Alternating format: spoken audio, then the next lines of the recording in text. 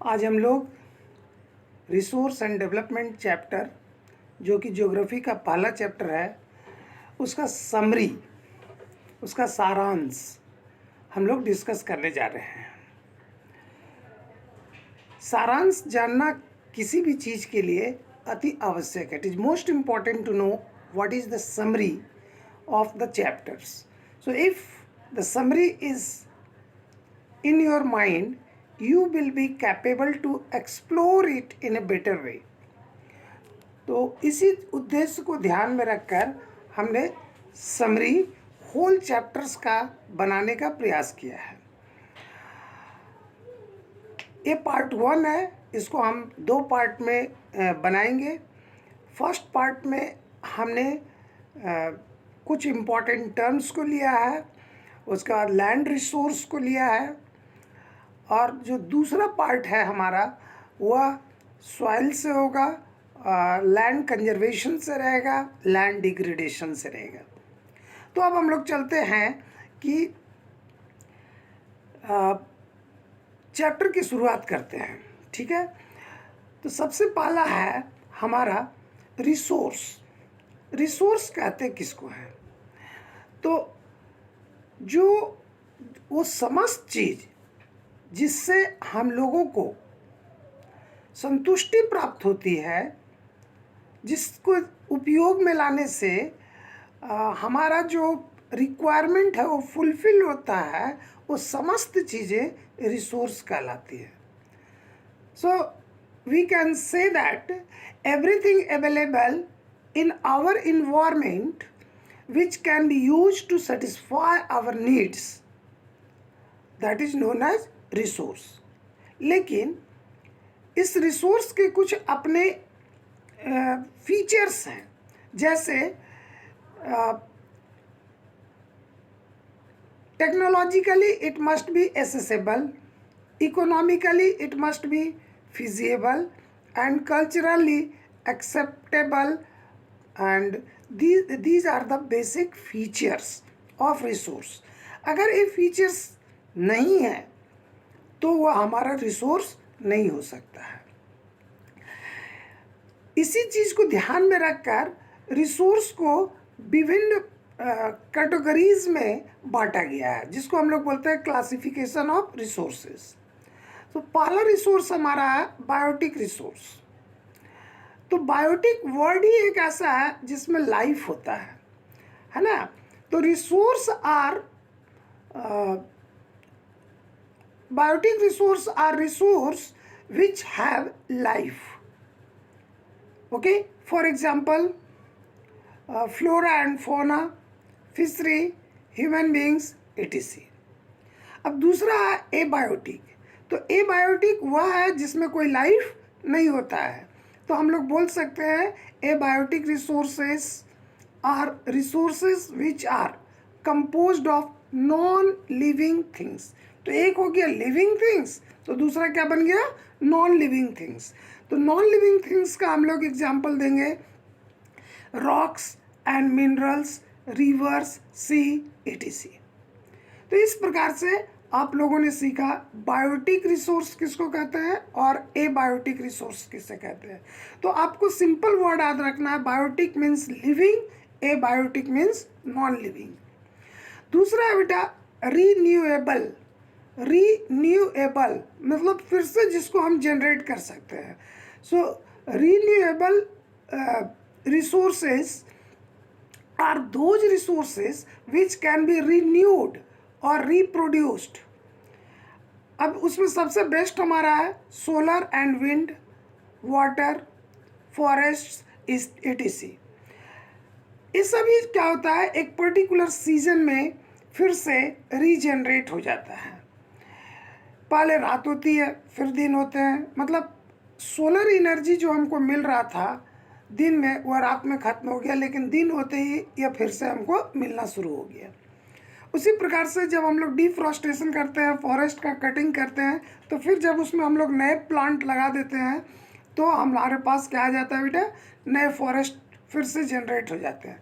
तो ऐसे रिसोर्स को हम लोग क्या बोलेंगे? Renewable source of resources. दूसरी तरफ अगर हम लोग चलते हैं तो दूसरा है non renewable resources. So these are those resources which take millions of year in their formation. मतलब ये आसानी से नहीं बन सकता है, आसानी से इसको हम प्राप्त नहीं कर सकते हैं. इसलिए हम लोग कह सकते हैं कि इसको बनने में हजारों लाखों साल लग जाते हैं, जैसे फॉसिल फ्यूल्स. तो ये फॉसिल फ्यूल्स जो है बहुत ही इम्पॉर्टेंट है इंडस्ट्री को चलने के लिए, डोमेस्टिक यूज के लिए, ट्रांसपोर्टेशन के लिए. लेकिन अगर एक बार ये समाप्त हो गया तो इसको फिर से रीजनरेट में लाखों करोड़ों साल लग सकते हैं.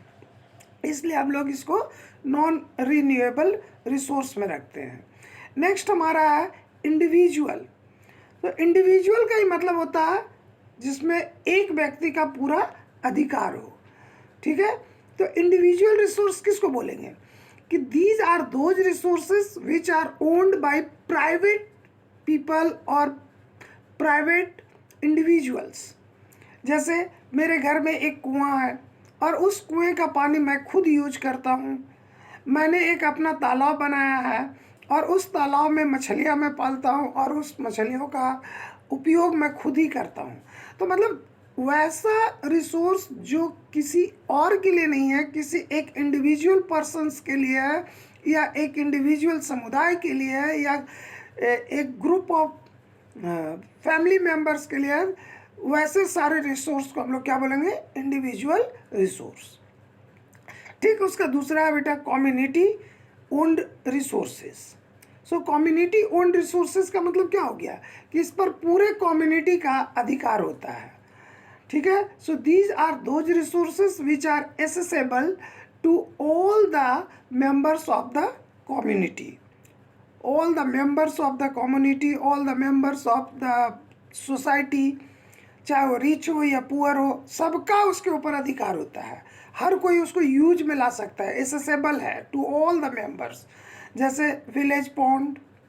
ओके, तो जब गांव में का जो पॉन्ड है उसमें कोई एक व्यक्ति उसको यूज नहीं कर सकता है, उसको हर लोग यूज कर सकते हैं.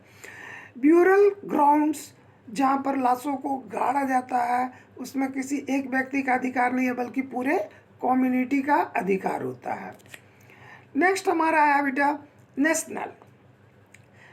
तो नेशनल रिसोर्स किसको कहेंगे, which are under the control of a country. मतलब these are those resources which is governed by the country, by the government, that is known as national resources. जैसे NH33, NH National Highway, Y33, all the NH. So roads, canals, forests, these are the example of national. तो दूसरा है बेटा अंतर्राष्ट्रीय, जिसको हम लोग बोलते हैं international. So these are those resources which belonging to international community. मतलब जिस पर कि पूरे विश्व का अधिकार होता है, उसको हम लोग क्या बोलेंगे, इंटरनेशनल कम्युनिटी रिसोर्स. अब इसमें हम लोग एग्जांपल लेते हैं बेटा ओशनिक रिसोर्सेस, मतलब जो समुद्र है. तो जैसे इंडिया है बेटा, तो इंडिया क्या है कि 3 पार्ट समुद्र से घिरा हुआ है. साउथ का एरिया में हमारा इंडियन ओशन है, तो ईस्ट में चले जाते हैं तो वे ऑफ बंगाल है, और वेस्ट में चले जाते हैं तो अरेबियन सी है.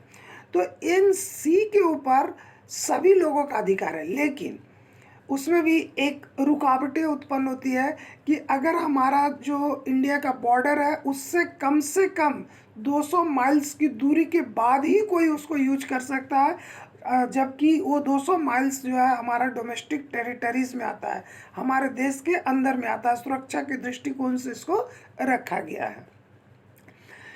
नेक्स्ट जो हमारा है बेटा वो है potential resource. So potential resource are those resource which have been found in the region but not yet utilised.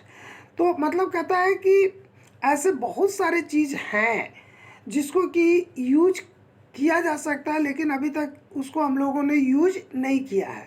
तो जैसे राजस्थान और गुजरात, ये दोनों जो है हमारे यहाँ सोलर एनर्जी का सबसे बेस्ट साधन है. यहाँ पर सूरज की किरणें जो होती है वो लगभग स्ट्रेट पड़ती है, तो high penetration power of the sunlight है यहाँ पर, तो यहाँ पर हम लोग सोलर एनर्जी को प्रोड्यूस कर सकते हैं। यहाँ हवाएं तेज चलती है तो विंड एनर्जी को भी प्रमोट कर सकते हैं, लेकिन हमारे पास टेक्नोलॉजी का अभाव है, या हम कह सकते हैं कि अभी उस दिशा में हमारा जो है पूर्ण रूप से डेवलपमेंट नहीं हुआ है। तो ये पोटेंशियल है, एनर्जी को प्रोड्यूस करने का पोटेंशियल है, बट उस एनर्जी को हम अच्छे ढंग से प्रोड्यूस नहीं कर पा रहे हैं, बट फ्यूचर में इसको हम लोग यूटिलाइज करेंगे। तो ये हमारा जो रिसोर्स है उसको कहते हैं हम लोग पोटेंशियल रिसोर्स। डेवलप्ड, तो तुम जानते हो कि दो प्रकार के कंट्री होते हैं, एक होता है डेवलपिंग जो धीरे धीरे आगे बढ़ रहा है, उसका per capita income, literacy rate, infant mortality rate घट रहा है, तो ये सभी चीज़ें जो होता है वो डेवलपिंग में होता है। लेकिन जो डेवलप्ड रहते हैं वो ऑलरेडी प्रॉपर यूटिलाइज किए हुए होते हैं। तो डेवलप्ड रिसोर्सेज किसको कहेंगे? Which have been surveyed, their quality and quantity have been determined for the utilization, जिसको कि मतलब पूर्ण रूप से माप लिया गया है कि हम लोग कहाँ तक इसको यूज कर सकते हैं। तो example of all categories of resources will come under the developed resources. अब एक है बेटा स्टॉक, तो स्टॉक किसको कहेंगे? So these are those resources which are technologically inaccessible, जिसको कि हम लोग अपने यूज में ला सकते हैं, but can satisfy human needs, ये हमारे नीड्स को भी सेटिस्फाई कर सकता है, लेकिन अभी तक हम लोग उसको प्रिजर्व करके रखे हैं फॉर फ्यूचर्स के लिए। तो ऐसे चीज़ों को हम लोग क्या बोलेंगे? स्टॉक। तो फिर से सुनो बेटा कि स्टॉक किसको कहते हैं? Stocks resources are the resources which can satisfy human needs but are technologically inaccessible. Technologically inaccessible मतलब अभी तक टेक्नोलॉजी उसमें पूरा का पूरा उपयोग नहीं किया गया है, अभी हम लोग उसको यूज नहीं कर रहे हैं, but can be satisfy human needs. For example water A resource of energy, हम लोग जानते हैं हाइड्रो इलेक्ट्रिसिटी का जो फॉर्मेशन होता है वो किससे होता है? तो पानी से होता है, लेकिन समुद्र में पानी बहुत है, लेकिन हम लोग उसको यूज में नहीं ला सकते हैं। क्यों? क्योंकि हमारे पास अभी टेक्नोलॉजिकली हम लोग उसमें बैकवर्ड है, पीछे हैं। सो टेक्नोलॉजिकली इनएसेसेबल, तो वो हमारा टेक्नोलॉजिकली इनएसेसेबल है, इसलिए हम लोग उसको यूज में नहीं ला पा रहे हैं। नेक्स्ट है reserve, which can be used for meeting future requirements. तो हम लोग बोल सकते हैं इसको कि reserves resources are those resources which can be used for meeting future requirement, जब उसका भविष्य में ज़रूरत पड़ेगी तो हम लोग उसको यूज करेंगे। जैसे वाटर इन द डैम्स, पानी भरा पड़ा है, जब समर सीजन आता है तो उसको हम लोग यूज करते हैं। तो ऐसे पानी को हम लोग क्या बोल रहे हैं कि these are the resource but it is reserved whenever we have the requirement. Forests, बहुत सारे एरिया में फॉरेस्ट फैले हुए हैं, लेकिन उस फॉरेस्ट का भी हम यूज नहीं कर रहे हैं, जब हमको उसका रिक्वायरमेंट होगा तो हम लोग उस फॉरेस्ट को यूज करेंगे। नेक्स्ट है हमारा बेटा सस्टेनेबल डेवलपमेंट। सस्टेनेबल का मतलब होता है बेटा कंटिन्यूअस, लगातार जो है डेवलपमेंट का प्रोसेस चलते रहता है। So sustainable development refers a situation in which we fulfil our present needs but also preserve for futures without harming the environment.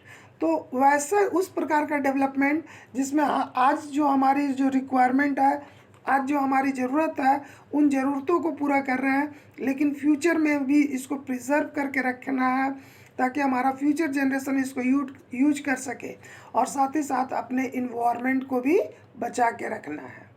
Next हमारा है बेटा planning. So it is needed for judicious use of resources. Planning सबसे important चीज़ है। तुम सभी जानते हो कि एवरी ईयर हमारा जो गवर्नमेंट है वो प्लान्स करता है। क्या चीज़ का प्लान करता है? तो बजट बनाता है प्लानिंग के द्वारा। तो वो कैसे करता है और क्यों करता है? तो क्यों का तो आंसर तुरंत मिल गया कि हम जुडिशियस मतलब उसको सही तरीके से हम उस रिसोर्स को यूज कर सकें, उसका वेस्टेज कम से कम हो और मैक्सिमम उसका यूटिलाइजेशन हो जाए, है ना। तो सुरक्षात्मक तरीके से, मतलब उसका वेस्टेज कम से कम हो। तो प्लानिंग जो होता है बेटा, ये बहुत ही मतलब कॉम्प्लेक्स प्रोसेस है, इतना आसान नहीं है। तो इंडिया में जो प्लानिंग सिस्टम है वो 3 स्टेप्स में बटा हुआ है। पहले स्टेप को हम लोग बोलते हैं बेटा identification and inventory of resources. तो सबसे पहले हम लोग उस रिसोर्स को जानने का प्रयास करते हैं, उसकी खोज करते हैं। फिर उसका जब वो पता चल जाता है कि नहीं ये रिसोर्स है, हम लोग इसको यूज कर सकते हैं, तो उसका सर्वे कराते हैं, उसका मैपिंग कराते हैं, उसके क्वालिटी को मेजर करते हैं, उसका क्वांटिटी कितना ज़्यादा है उसके और फिर उसका एस्टिमेट करते हैं कि हमारा इसमें टोटल कितना खर्च होगा। तो इसको हम लोग बोलते हैं बेटा identification and inventory of resources. तो इन्वेंट्री और आइडेंटिफिकेशन में 4-5 चीज़ें आती है। पहला जो है सर्वे कराना, दूसरा मैपिंग कराना, तीसरा क्वालिटेटिव और क्वांटिटेटिव एस्टिमेशन करना कि मतलब ये कहाँ तक हम लोगों के लिए यूजफुल है। दूसरा जो स्टेप होता है हमारा evolving a planning structure such as technology, skill, institutional setup for implementing. तो अगर पता भी चल गया कि हमारे पास है, तो अब हम लोग उसको देखेंगे कि इसको यूज करने की क्षमता हमारे अंदर है कि नहीं, हम लोगों के पास वो टेक्नोलॉजी है कि नहीं। ऐसा कोई इंस्टीट्यूट को सेटअप करना होगा जो उसका सही तरीके से उपयोग कर सके, उसको इम्प्लीमेंट में ला सके।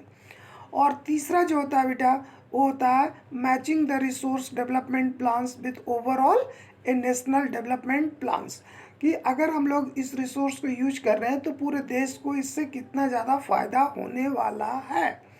तो ये जो है 3 स्टेप्स है जो काफ़ी कॉम्प्लेक्स प्रोसेस में चलता है, और इसी को हम लोग बोलते हैं बेटा प्लानिंग ऑफ रिसोर्सेज। इसके अलावा आज हम लोग पढ़ेंगे लैंड रिसोर्स के बारे में। तो ये लैंड रिसोर्स होता क्या है? So land is the gift of nature, everybody knows.